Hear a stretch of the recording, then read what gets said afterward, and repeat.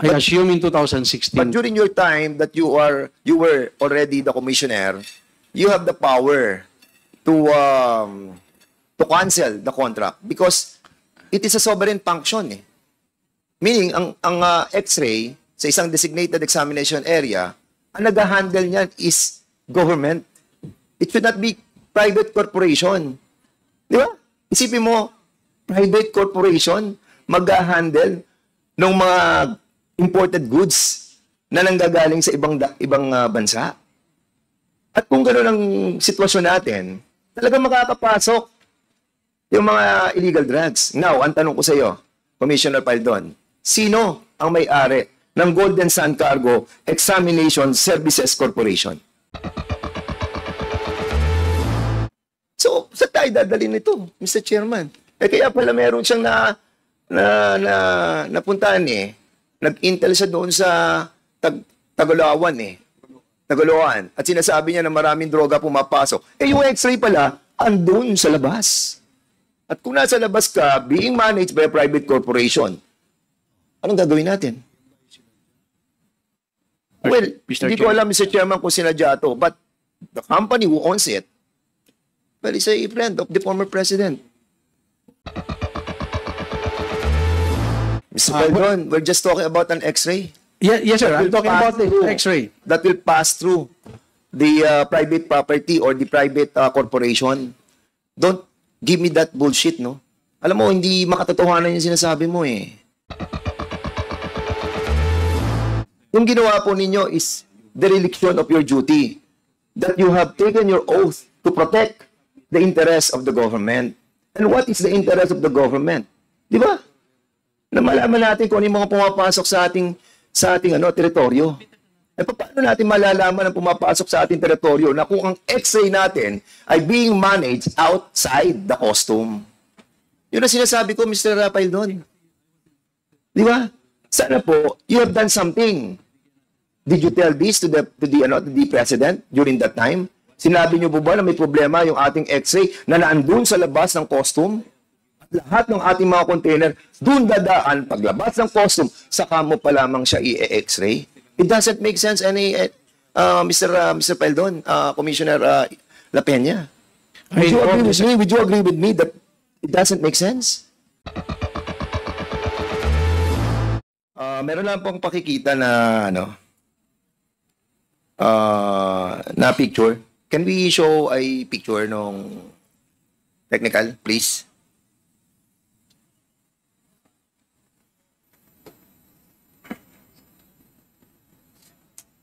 Okay, yan yung sa atin sa Tagaloan. Yan yung ating port. Ito yung sinasabi ni Jimmy Guban na maraming nakakapasok na mga illegal drugs. As a matter of fact, we have invited also Mr. Tony Yang again para at least ma-confirm natin mamaya in a little while dahil nga po dun din po malapit yung kanyang port. No? Mr. Tony Yang, can you please clarify something about yung port na pag-aari mo doon sa Sangia Steel? Sige, upo muna kayo.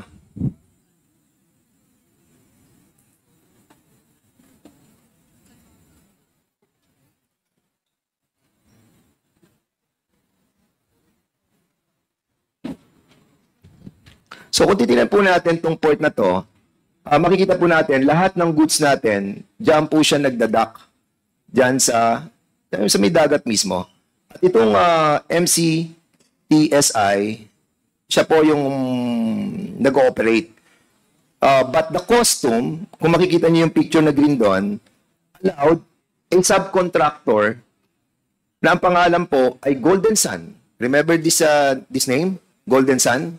Kung matatandaan nyo, dito natin nahuli, no? Yung sinasabi po natin doon sa may connection kila Nonolin, no? Na Golden Sun. This is the one operating. Yung pong designated examination area na kung saan doon dyan po nakalagay ang X-ray.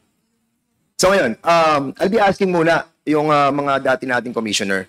Siguro si Commissioner Isidro La Peña muna. Dito po sa picture na to, during that time,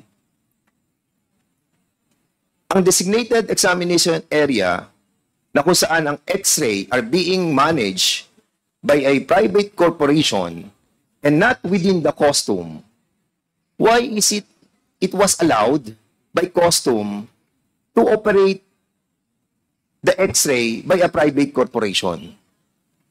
That is a sovereign function that belongs to custom. Now, tanong ko, Commissioner Sid, during your time, nag-e-exist na po ba itong Golden Sun na siya pong nag-ooperate ng X-ray outside the custom?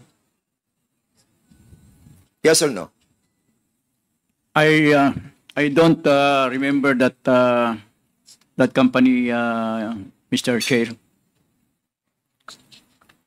Commissioner, 2012 pa po sila nag-ooperate. Kailan po kayo napasok sa custom? I assume as the Commissioner of Customs in 2017, Your Honor. Correct. Mr. Chair, yeah. 2017. Yeah. Kung 2017 po kayo, alam niyo po na nag-ooperate itong private company na sila po ang nagmamanage ng X-ray facility that being handled by the Golden Sun. Kasi 2012 pa rin po, 2012 pa po sila eh.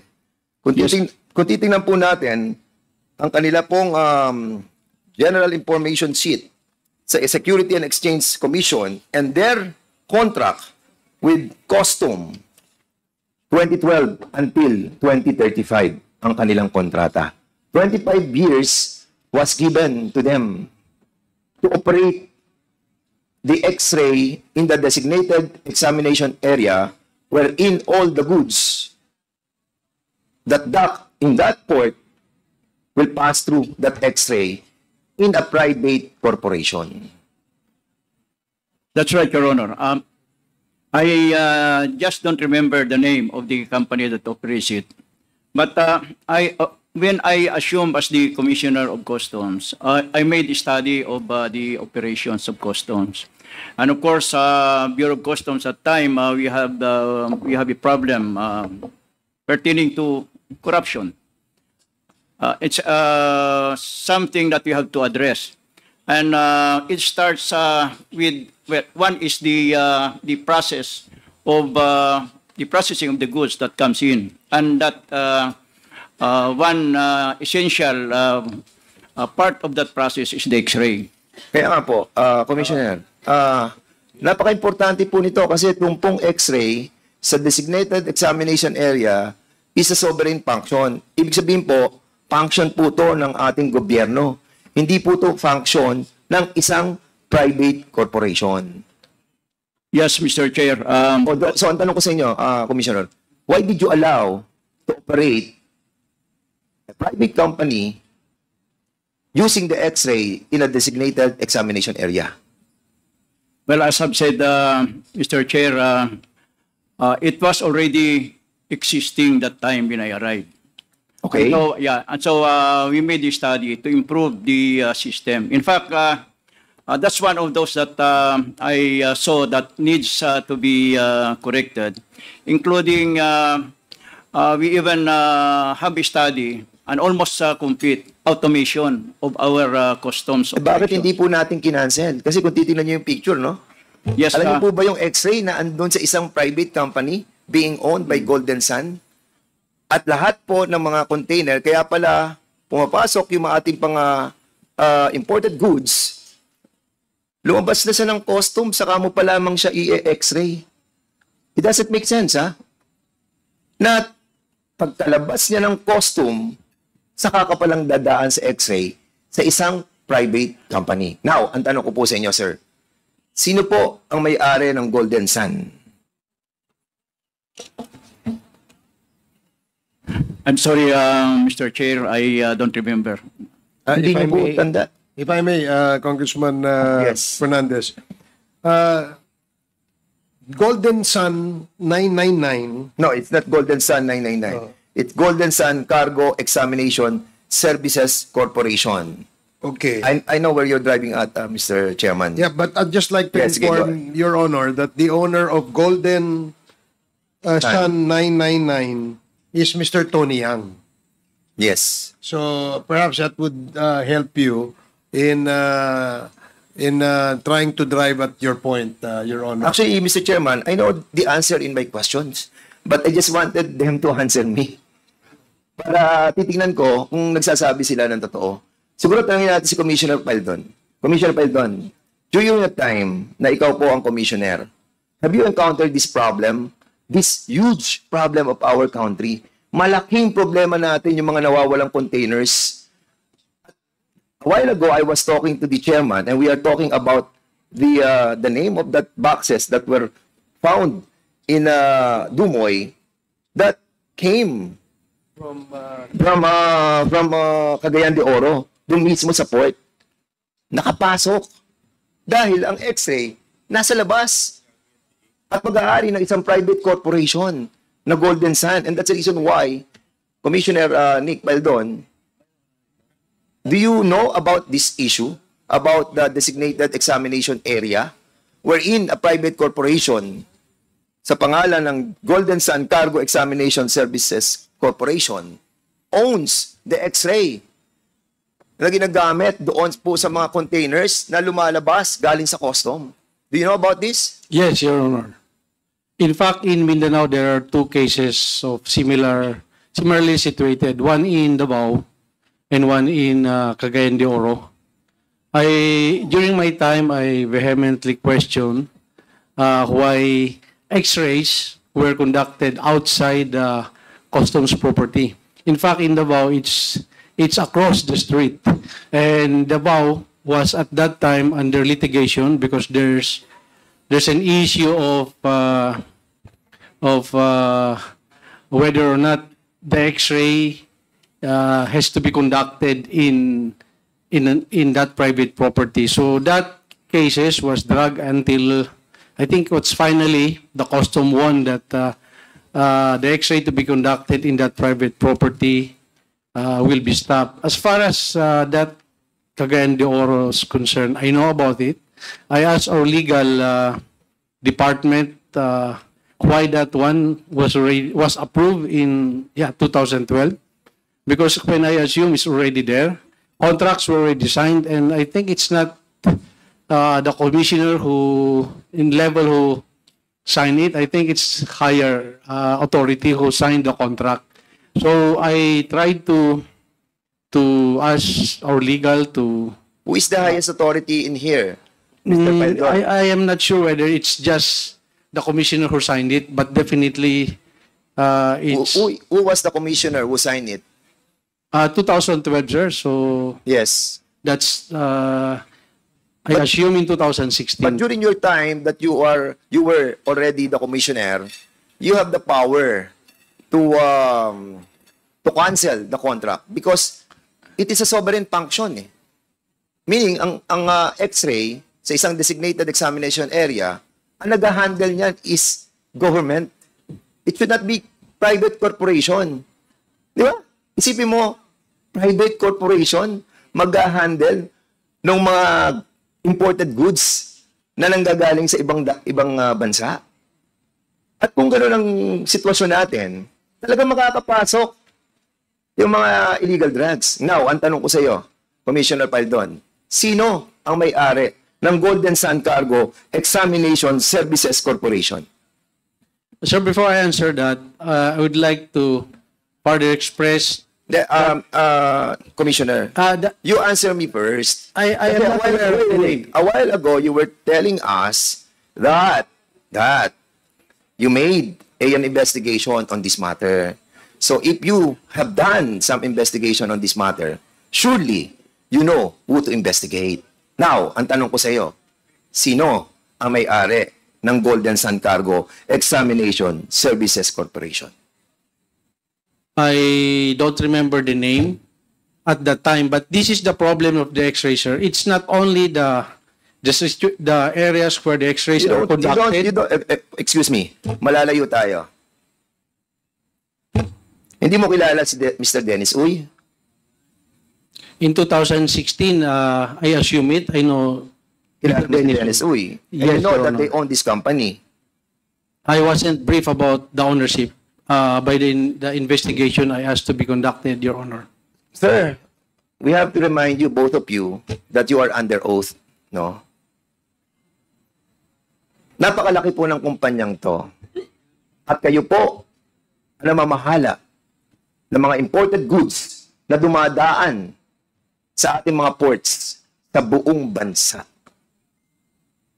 At itong port na to sa Tagaloan, ang X-ray, nasa labas ng custom. Tinahawakan ng isang pribadong kumpanya.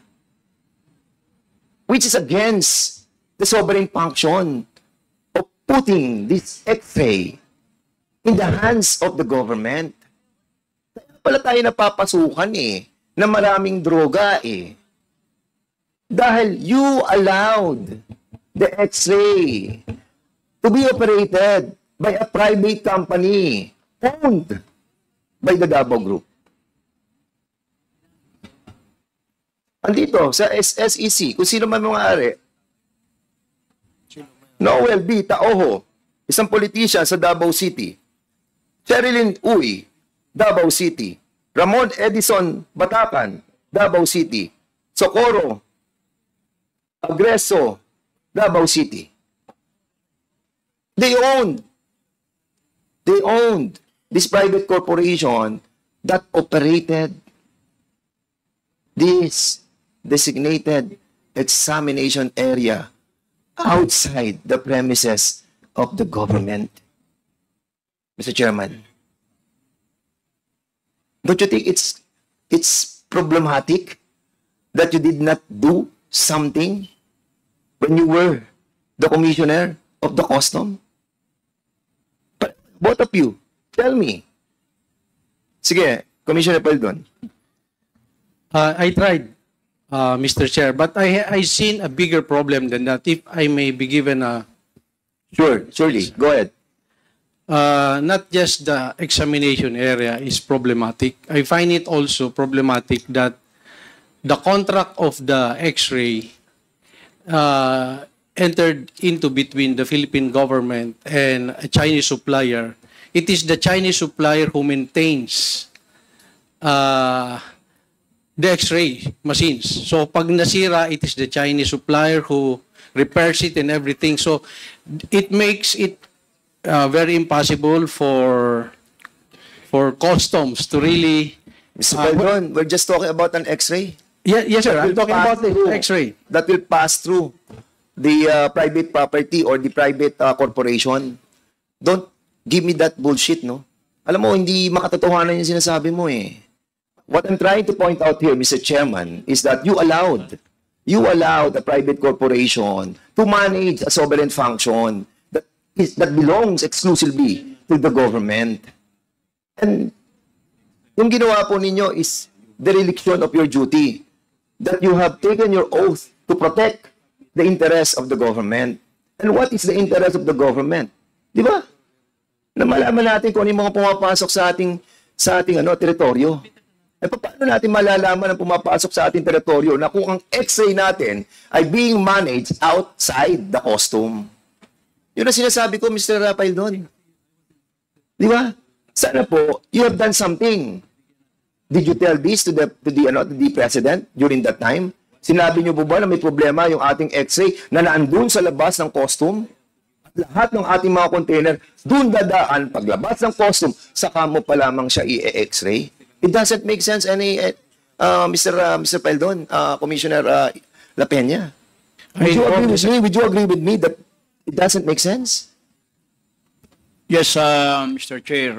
In fact, I said that I made a study of the operations of customs on the outset.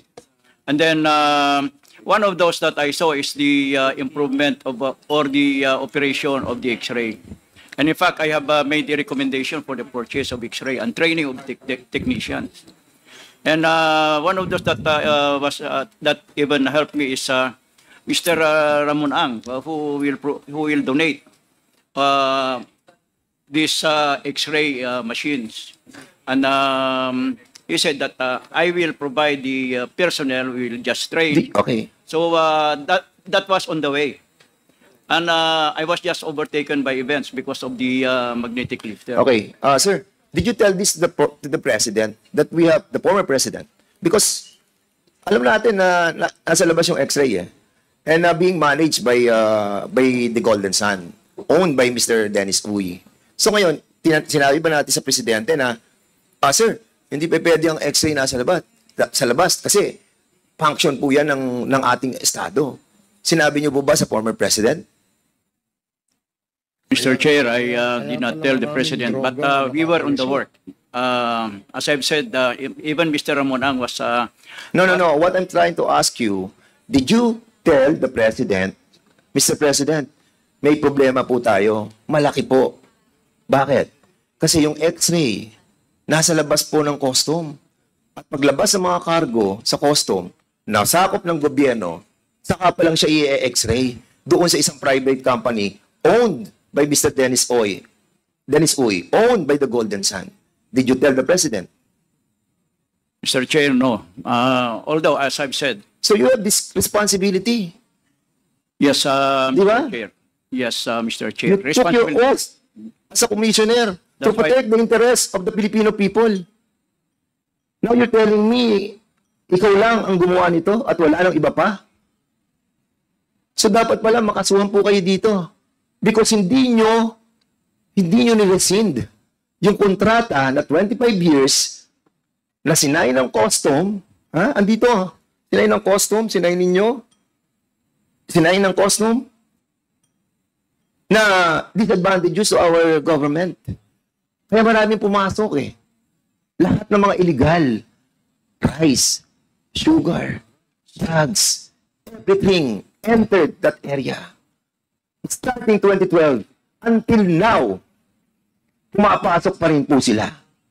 Alam niyo po ba yun? Well, I will agree with you, Mr. Chair.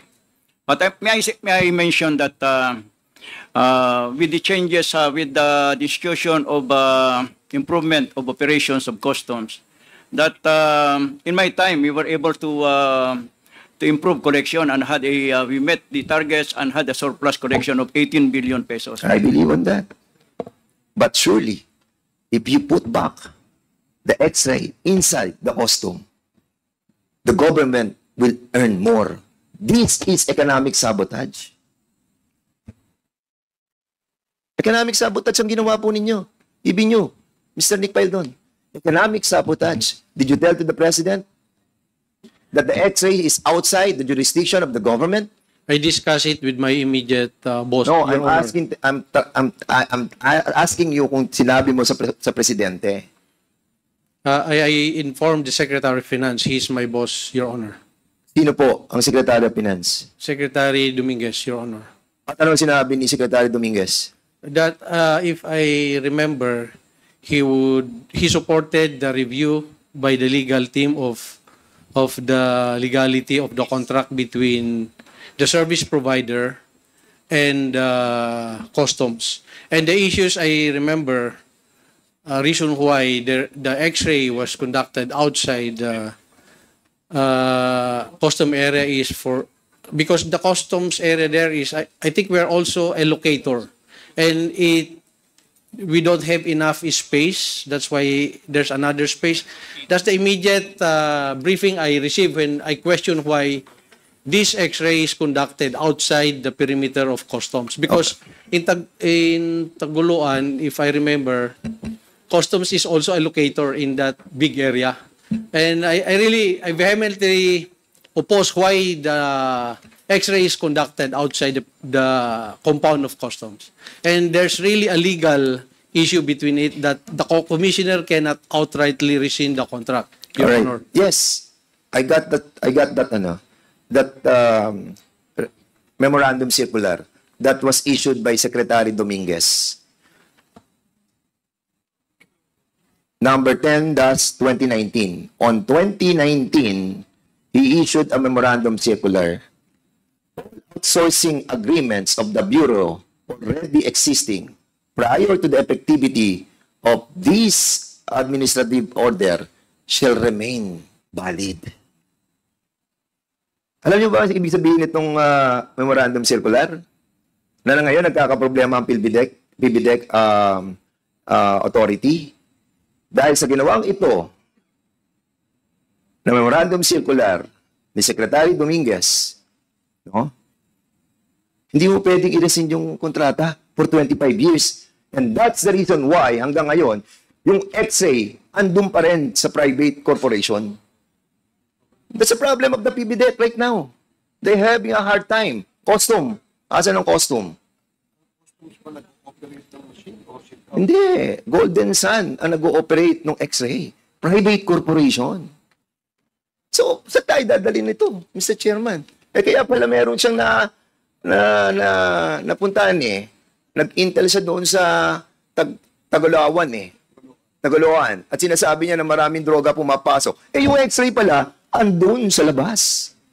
At kung nasa labas ka, being managed by a private corporation, anong gagawin natin? Well, hindi ko alam, Mr. Chairman, kung sinadya ito, but the company who owns it, well, is a friend of the former president. Custom. Yes. Hindi muna. I'll be asking the custom muna para at least alam natin yung update dito. Kasi we want to find out and we will be inviting over in the next hearing the PBDEC para malaman po natin ano yung predicament nila dito because they own the properties being leased by this Golden Sun for 25 years. They started in 2012. So, ibig sabihin, Mr. Chairman, hanggang 2035, sila pa rin mag-manage ng X-ray outside the custom. At itong port na to, Mr. Tony Yang, may tatanong po ako sa inyo. Pwede ba kitang tanungin? 想要问你一个问题。可以。 OK OK。 Mr. Tony Yang, yung iyong port, kalapit dito, hindi ba? 你的港口就是靠近这个地方，是吗？ 我的港口是在那个 Tagalog po, Tagalog, please. Mag-Tagalog po kayo. Marunong naman kayo mag-Tagalog eh. pero Tagalog minsan. Oo, yes, okay lang. Yung port mo, kalapit nitong port na to. Sanjia still. Oh, Sanja City malapit sa PPT pa. Yes, malapit, di ba? Oo. Okay. PPT. Mr. Chairman, before kasi we were talking about the Sanjia Steel Corporation. They own the same port. Ganito rin, meron silang port. 然后就 Na kung saan, Mr. Chairman, nakakapasok din sa kanila. At sila, yung kanilang negosyo, yung steel manufacturing company nila, doon din po natin pinadadaan yung mga illegal yung mga ibang goods that comes from the different countries. Now, custom, andyan yung custom, inimbitahan po natin. Can we ask some questions sa custom? Andyan ba? Asan? Bureau of Customs. Bureau of Custom. We want to be updated on this issue. Please sit down, please.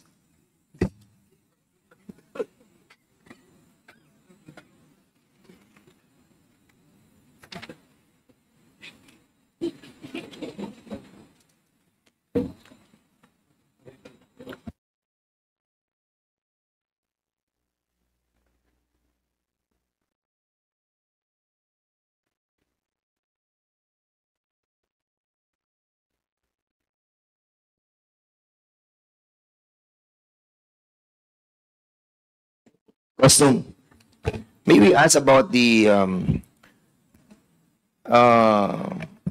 path of going through this? Because the contract with the Golden Sun Cargo Terminal Corporation hanggang 2035, 2037. So, can you give us some updates on this issue? Kasi this will ito po malaking kawalan ng pera sa gobyerno. Ang dami pumapasok dito. Kaya pala nawawalan tayo ng maraming containers because dito po pumapasok Yung mga smuggled goods dito pinapasok Surely dito. Bakit? Nasa labas yung X-ray po ninyo di ba? So tell us. Your Honor, good evening. Mr. Chair, to be candid, at that time, Your Honor, I was still not connected with the BOC, but I have contacted our superiors to seek the proper information, Your Honor. But at this time, Your Honor, I cannot give you the answer, Your Honor. Okay, can you please ask them? Yes, Your Honor, I already... Mamaya kasi hanggang alas 12 naman po tayo dito, you can ask them. Yes, Your So Honor. ask them about the direction of the Bureau of Custom with regards to this this X-ray that are being managed by a private corporation. Because I think there is reason to cancel that contract. Yes, Your Honor. Wala ako nakikitang dahilan para hindi nyo cancelin yung kontrata eh. Kaya pala tayo marami nababalitaan dyan sa Tagaloan na yan eh. Yung palang reason eh. Kaya marami nakakapasok eh. Walang nagsasabi sa atin. This is the function of this Congress, the function of this committee, yung oversight power namin, now we are exercising it. Because we're losing a lot of money because of that. And Mr. Chairman, I just wanted to show you yung yung Golden Sun. Pakita mo lang yung Golden Sun. Can you kindly show the picture? Dalawang Golden Sun.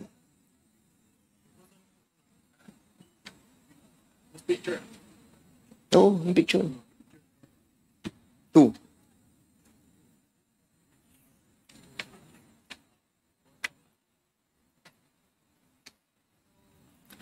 Yan, kasi pakilaki mo lang.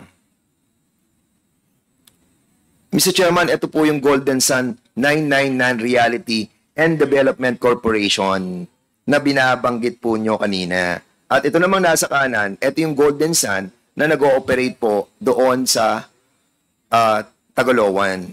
Ito pong Golden Sun 999 Reality and Development Corporation is pag-aari po ito ng Eddie Yang, ni Rose Nonolin, ni Hong Yang Xiang, na kapatid ni Tony Yang, at si Alvin Tin Ganituen, at si Lin Wen Tsai.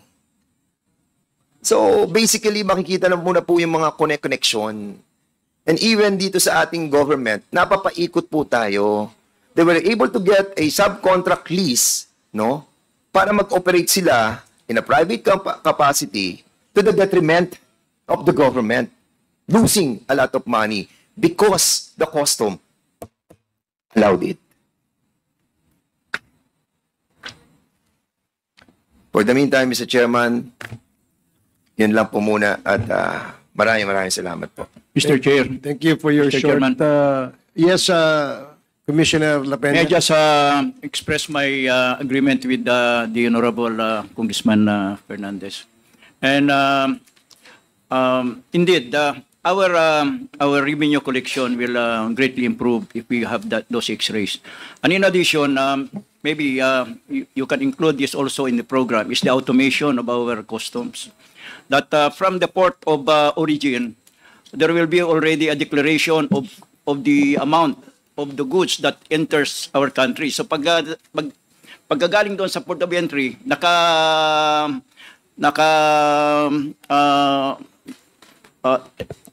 naka-send na dito sa Philippine Customs Port. So kukuliktahin na lang. And then if we automate, even yung mga brokers hindi na kailangan pang magpunta diyan sa customs area. Pwede natin sila for automation na lang. And there will be less human factor at magkakaroon ng less corruption. Ma-address yung ating problema diyan pag if we will automate, Your Honor. I agree with that, Mr. Chairman. Kung wala pong intervention na manggagaling sa pinakamataas ng ating pamahalaan. Mr. Chairman, I would like to invite yung sub-collector ng PBDEC Port sa MCT operated by the MIC-PSI, si Attorney Tom Tagra, ang sub-collector niyan. At yung sa MCT Port Tagaloan, collector ng Region 10, si Mr. Alexander Lomontad. And at the same time, we need to invite those personalities as well of the Golden Sun